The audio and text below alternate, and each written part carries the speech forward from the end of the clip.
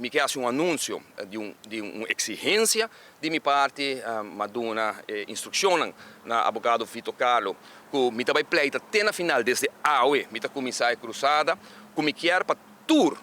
caso não de Flamengo de corte, guardo transmitir do de prensa em vivo, estão que quer transmitir em vivo, para por informar a comunidade de Aruba, a vagabunderia, a porqueria, a ficidade que toma lugar do Ministério Público nesse caso aqui. Não pode ser possível que você acabe com a vida de uma pessoa, loste com o político,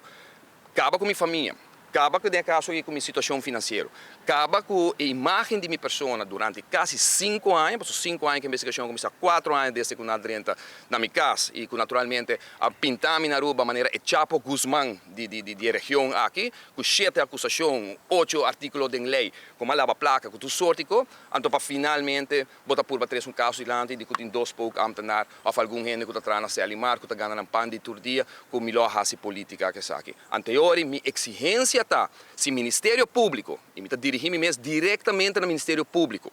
se não tem nada de esconder, então me verwacht com a petição que através de meu advogado, não vai de acordo de imediatamente na que o juiz, na que nós, para o juiz permitir, para caso aqui o transmitir em vivo para o povo de Aruba, para a prensa de Aruba, para o comércio de Aruba, para todos os que querem ainda de senhora para riba que não, que tem um lenço riba sua, com justiça de verdade, mas está imparcial, então me imaginar que o Ministério Público vai negar para o povo por o e trabalho que eu faço assim. Danke Deus me dá com força, danke Deus me dá